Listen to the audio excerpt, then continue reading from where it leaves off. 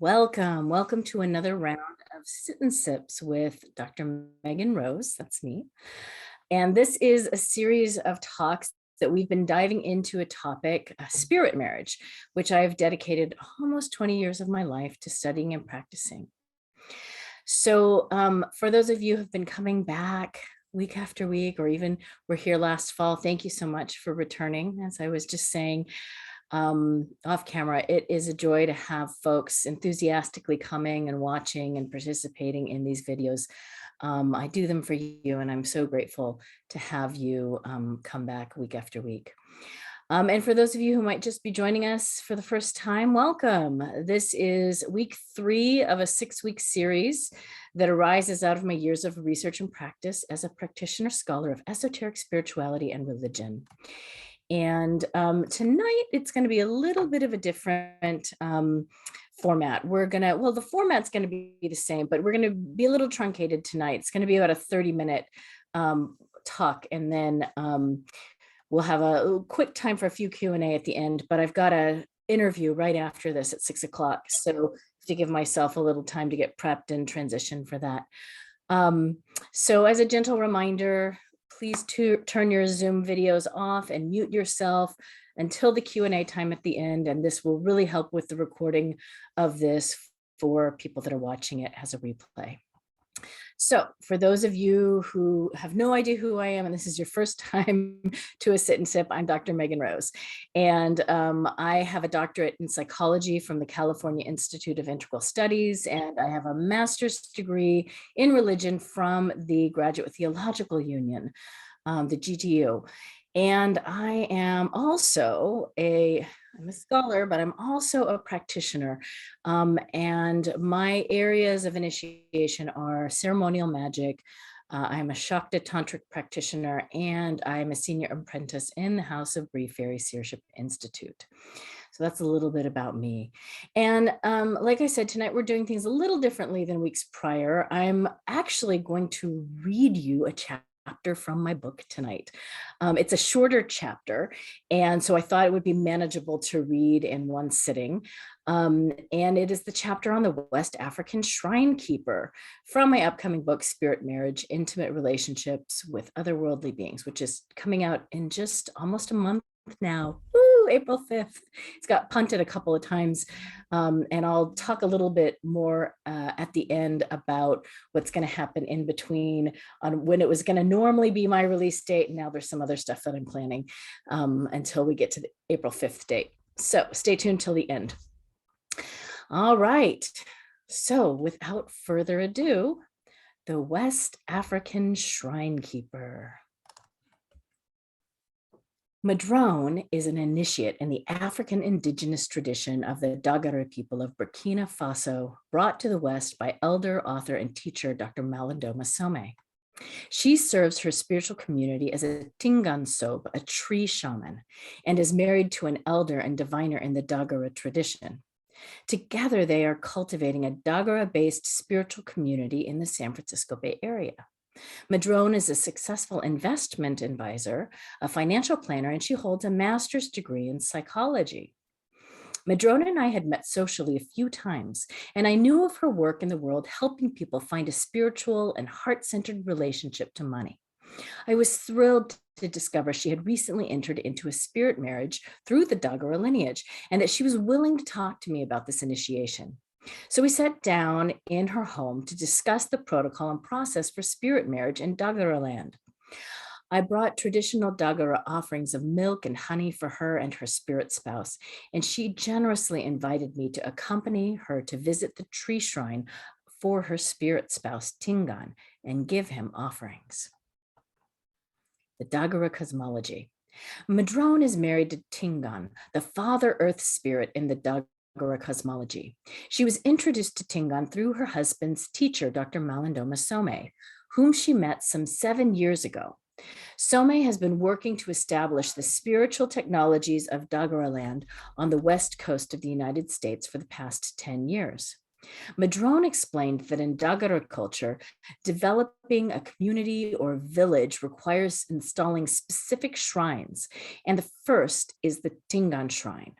A Tingan Shrine is established by initiating a Tingan Sob, a priest or priestess who marries Tingan through his manifestation as a tree.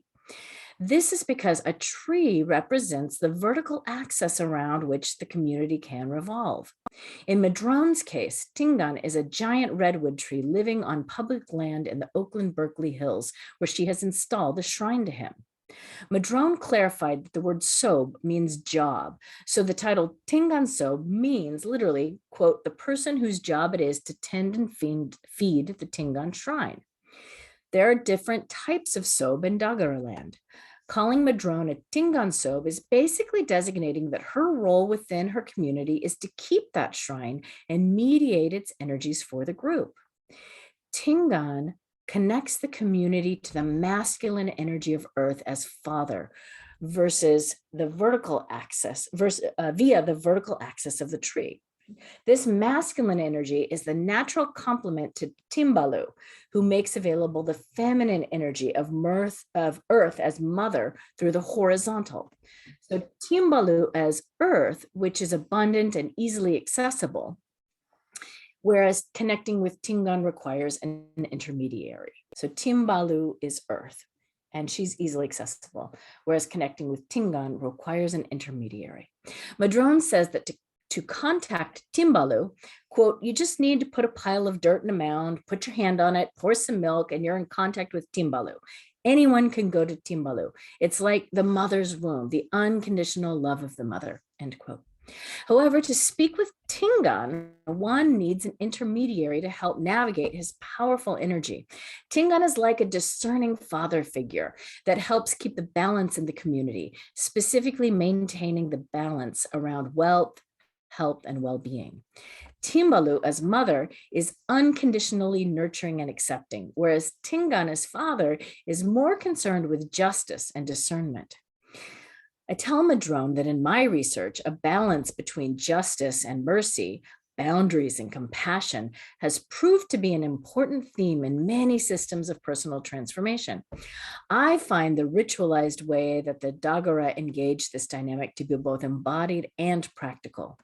She reports that community members go to Tingan when a baby is born and is to be registered as part of the community, or if there are problems in their life that seems to be repeating. She says, it's like your birth certificate. You go to register and you say, I'm here in this physical form. For the Dagara people, a baby is just an ancestor who has decided to incarnate. They come and they register, and the parent or the godparents tell Tingan what the baby's mission is. They've done a baby hearing in which they've gathered information about why this baby came, information which the baby will then forget. So Tingan holds that energetic imprint for the child and for that person as they circulate in life. Pretty cool. After the initial registration, community members don't routinely come back to Tingan unless a divination reveals that a trip to him is deemed necessary. Usually this is because the person is out of balance somewhere in their lives and requires a balancing visit. A community member might feel naturally called to visit the Tingan Shrine, particularly if they're experiencing a series of recurring events. In the case of inherited family trauma or repeating life or family patterns, like a similar accident, a similar disease, or something that has been passed down unbroken through the lineage, a trip to the Tingan Sob might also be in order.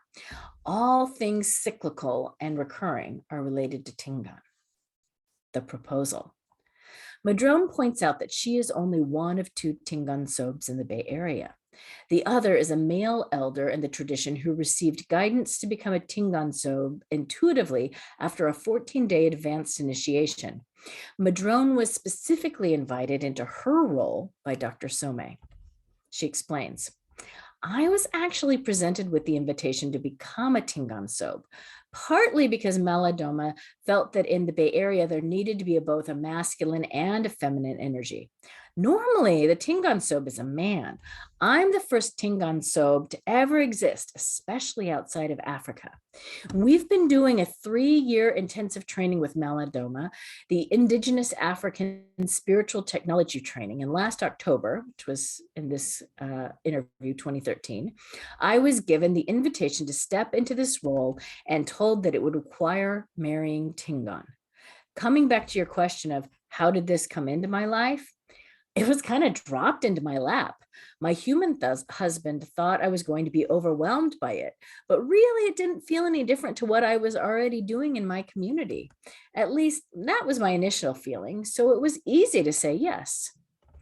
Once Madrone accepted the invitation to marry Tingan, the marriage ritual followed swiftly thereafter. She explains, I understood arranged marriages after this. I'm at the wedding and I'm thinking, oh my gosh, I don't fully know you. I hope this is going to work, but I don't fully know you. Let's give it a try. I was saying yes to a role that my community was asking me to play. I've had my own special relationship with trees for many, many years.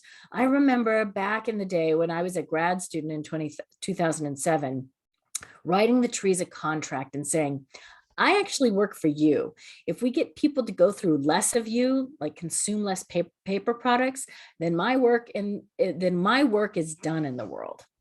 And I've had that relationship with trees for a long time. And I said this at my wedding. I felt that what had been very private was being made public. And that was a big difference. Now I have a public role in my community. And there is a certain expectation that I will follow through, that I'm available, that I can guide that process. I asked Madrone whether Tingan is the same spirit that manifests through all Tingan trees, or if her version of Tingan is unique to her. She elaborates. When we knew we were going to become Tingan Sobs, one of the first things we needed to do is to go choose a tree. But that doesn't just make it Tingan if you choose a tree. You have to have the actual marriage that brings the tree spirit alive, that brings the Tingan spirit alive in that particular tree. So all Tingan Sobs are interacting with the same energy, but it's a different physical entity that demarks a certain community. In Dagara land, every community would have their own Tingan. That's the vertical axis. It doesn't become the Tingan Shrine until the actual marriage ceremony happens. I'm curious whether Tingan ever expresses himself to her through other trees, whether other trees can represent Tingan to her. And she explains that not every tree can be a Tingan tree. His energy is unique to Madrone through the tree that has become his shrine. Just like every man does not express the energy of justice, so every tree does not express Tingan. And not every tree has that particular strength. The marriage ceremony. The marriage ceremony required several components. First, several village members must be present. Community is of the utmost importance in the Dagara tradition. The spiritual technologies cannot be used in a vacuum. Madrone stresses, Tingan requires a community and a community requires Tingan. Second, an animal offering is required. Animal sacrifice is very important in the Dagara land practices. Offering of four-legged animals and chickens are often mandated by the tradition. And these offerings are made to the ancestors and to the very spirits that inhabit the Dagura cosmology. Only when Tingan is fed by sacrificial offering is the tree shrine officially installed. Madrone admits that in our culture, the concept of animal sacrifice is not always easy to accept. She observes that the other Tingan Sob established his shrine in his backyard, making it much easier to make offerings. Madrone's Tingan Shrine is on public land. So I asked her how she managed to establish it with the required offerings. She said, I had to drive all the way up to the Tingan Shrine, climb the tree to get a branch. And I don't even know how I climbed that tree to get a branch, but I got a branch. And I brought it to the Tingan in Fremont, a neighboring community, to do the animal sacrifice there. It was private land, and we were able to put up tarps and screen the area from the neighbors. And then having my branch there, we did it by proxy. And on the next day, we had the wedding ceremony at my Tingan Shrine with the offerings already done.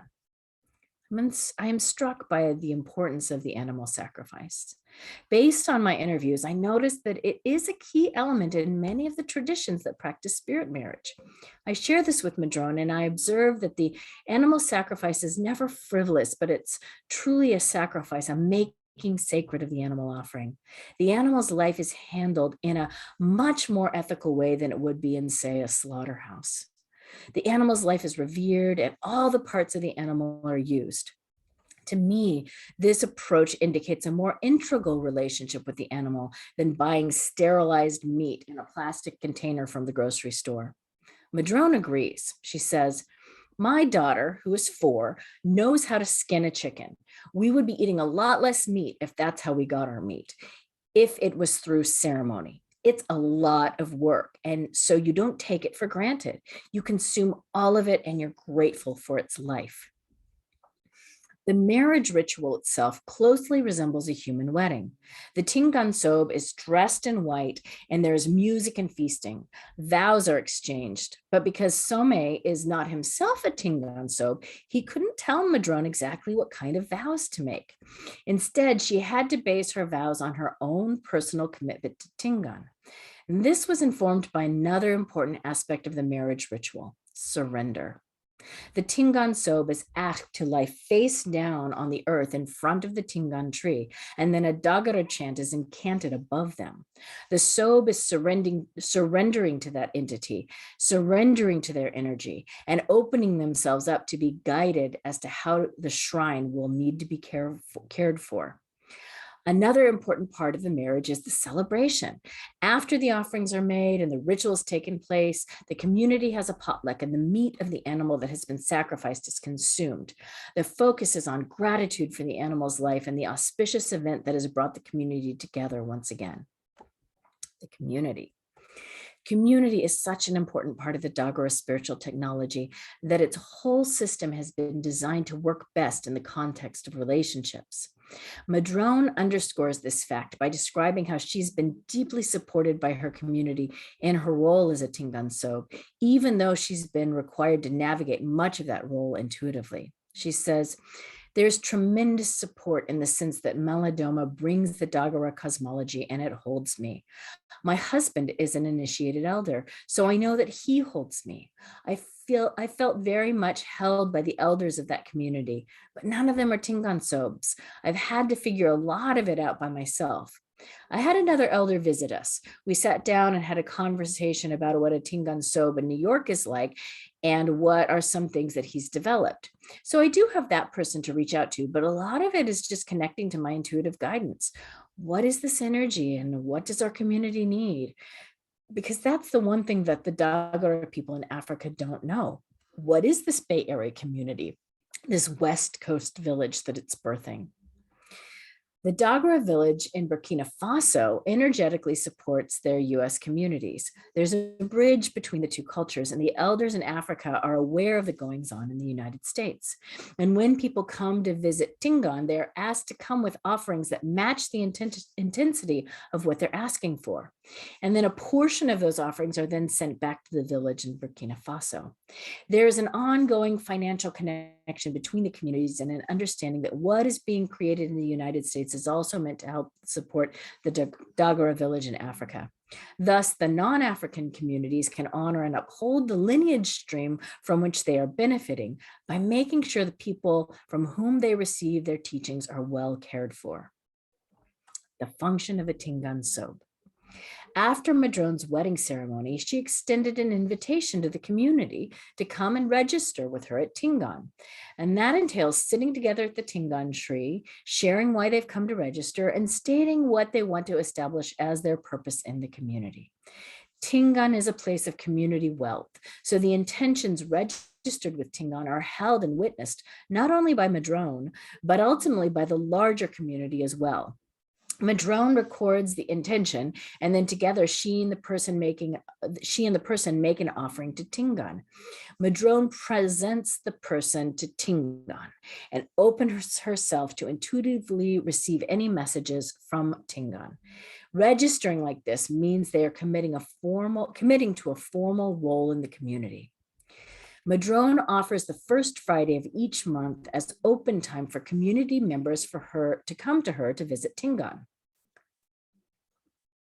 Generally, at least once a month, the space is open for her community to interact with Tingan. If someone needs an extra visit, they can contact her directly to arrange a time to go to Tingan together. And this is an arrangement that allows a certain balance between her personal life, her human marriage, her parenting duties of a 4-year-old, the requirements of a full-time job, and the needs of the community. She points out that the other Tingan soap is available much more readily since his Tingan is in his backyard. She reports, however, that he lives farther away from the core community, so some people prefer to come to her because she's close by. Ideally, there would be a Tingan soap installed in each town so that people could simply go to that one that is closest to them. However, this may take some time as the Bay Area core community is currently only about 20 people. Many people have worked with Dr. Somé over the years, but he has yet to bridge the various generations of his students. Madrone believes that once the core group has finished their intensive training, that they'll begin to offer what they have learned to the greater community. Experiencing Tingan. Because it's not possible for Madrone to visit Tingan daily in his form as a tree, she has a statue of him that sits on her altar. And she begins each morning by greeting Tingan and meditating with him. She says, "It's the first thing I do in the morning. I wake up still groggy, I light a candle, and I sit there for 15 to 20 minutes, just starting my day with Tingan. He's just up there." She gestures up to the mountain on which Tingan lives, but I'm sitting at my window knowing we're not far away. Madrone's primary sensory experience of Tingan is somatic, just as her primary experience with the world and with spirit entities in general is somatic. It seems natural then that her communication with Tingan tends to be conveyed via a felt sense, sometimes along with internal visuals. She says, it's like sitting down and speaking to your partner or your spouse. You just bare your heart. So a lot of my morning meditations are saying, Tingan, this is what's on my heart today, and just seeing where it unfolds. I take a meditative journey with him and receive guidance. It really is like a morning check-in with a spouse who can listen to me and maybe help me see something that I hadn't seen before. It's a great compliment to my human husband because my human husband is dealing with more human problems with me, and Tingan's not human. He can give me a different perspective on my human problems. So that's my daily practice with Tingan. My nuclear family, my husband and my daughter, will go up and visit the Tingan Shrine once every 2 weeks at a minimum. Sometimes I'll escape and go by myself. It's on my way to work. But for the family visit, we'll bring offerings. My daughter likes to bring him honey sticks. She gets one and he gets one. And I'll bring any community messages, or if someone's asked me something that I'm pondering, I'll go sit and meditate. The impact of the relationship. The mention of her family leads me to question, how does being married to a spirit impact her human marriage? Madrone says the integration has been quite easy, partly because her husband is also immersed in the Dagara community and tradition. He intimately understands what it means to hold this sacred community position and relationship to the spirit realms. In fact, Madrone was asked to wed Tingan in part because her husband needed to install a shrine to another Dagara deity and could not do so until the Tingan Shrine was installed. In some ways, Madrone did him a favor by marrying Tingan because now he can move forward with his own spiritual work. She says, he didn't necessarily know it was going to be me. He was sitting with Malidoma saying, gosh, we need another Tingan shrine. And Malidoma looked at him and said, don't you know who this is? It's your wife. She will be the other Tingan soap here. So I think it surprised him just as much as it did me, but it has been extremely easeful. Madrone says, however, that they had to deviate from protocol somewhat by establishing that her husband could go to Tingan on his own. She says, I didn't want to be an intermediary. If these are my two husbands, I want them to talk to each other. So this negotiation made a big difference in the health and the balance of their relationship. Tingan plays an important role in the Bay Area community as the entity responsible for helping the community work through their somatic experience of scarcity. Tingan's benevolence is a huge aspect of his identity and is deeply tied to Madrone's work in the world as a financial advisor, a wealth manager, and a teacher of inner economics. It's why her marriage to Tingan has felt so seamless for her. It made spiritual what she'd been doing practically. When Madrone is facing her own fears around scarcity, or when members of her community come to her with financial worries, Tingan is who she goes to. She says, I just sit And he continues to teach me how I can help others go through that similar process. And when my husband's scarcity comes up, I can't be his financial advisor. I'm too intertwined with the scarcity. And being able to say, you go to Tingan, it's taken a lot of that pressure off of my shoulders to have to be everything to everyone and also to my two husbands.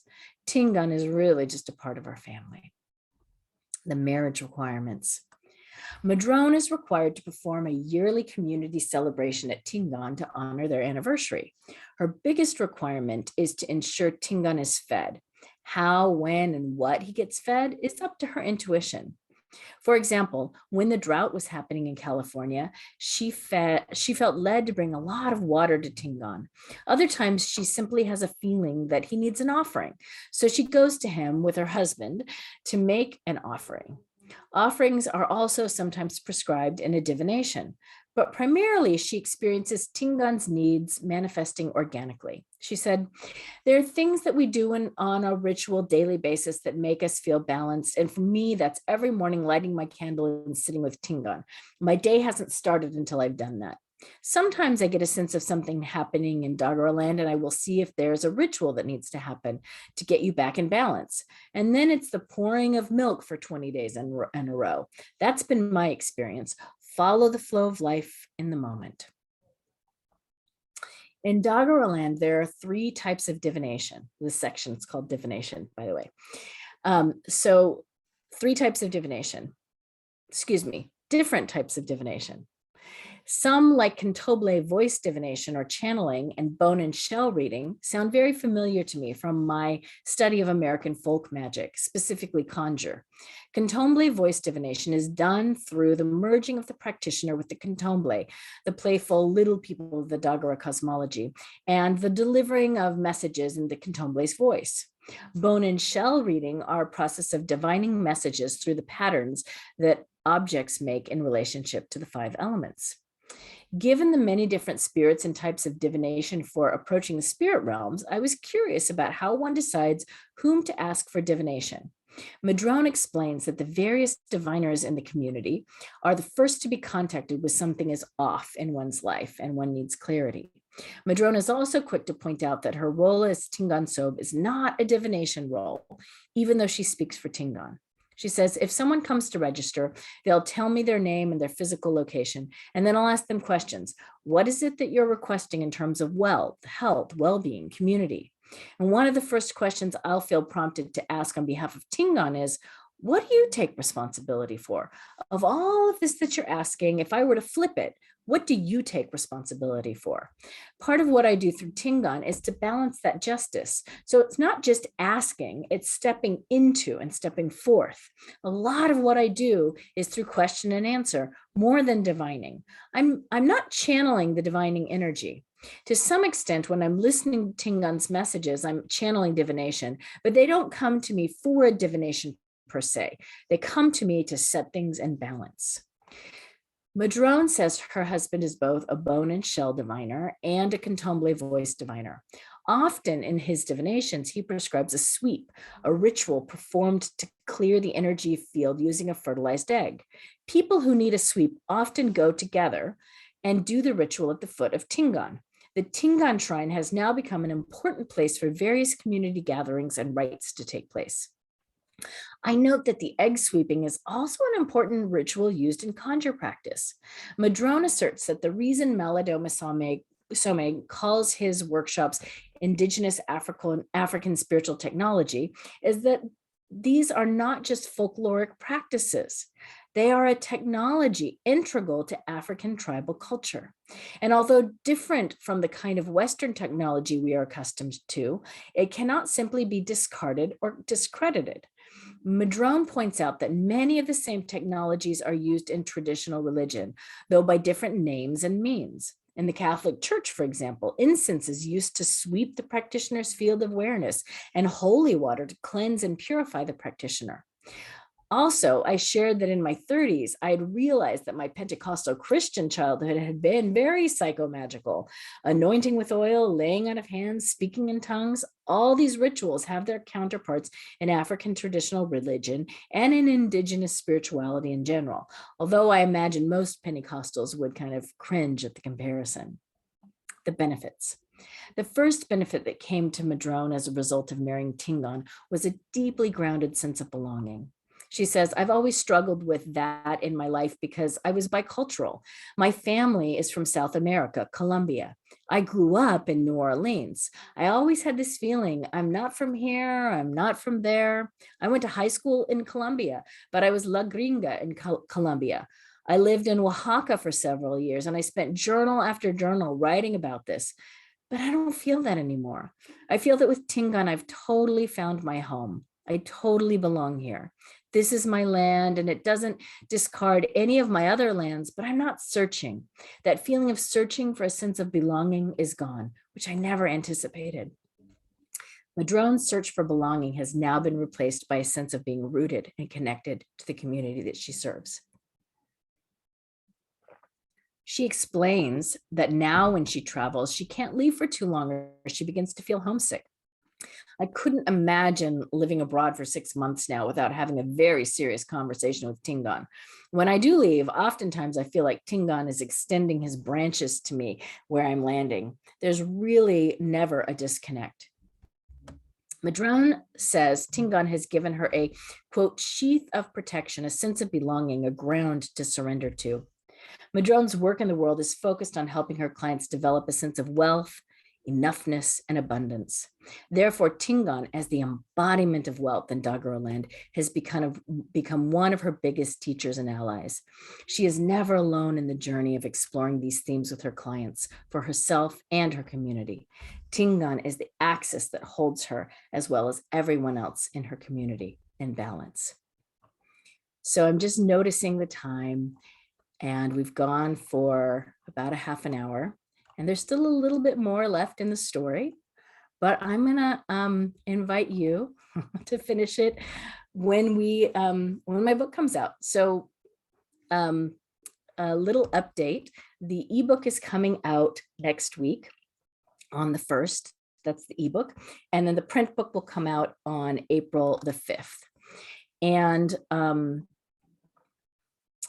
so either ebook or print book, you can finish reading her story. I think we've got 3/4 of the way into it, and you'll be able to go on and read the last few sections where we talk about the risks of a spirit marriage and the service to her community.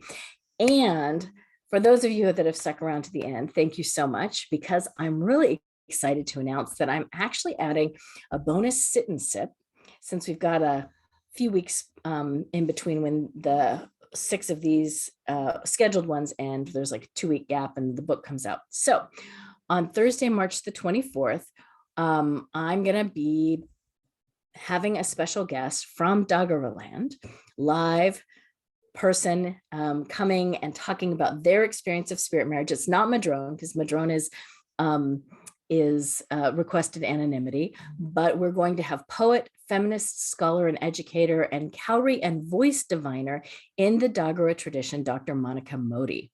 And so Monica's going to be coming to share more about her story as a spirit marriage practitioner within the Dagara community. So mark your calendars. We're adding another sit and sip for Thursday, March 24th, same time, same Zoom location. All right.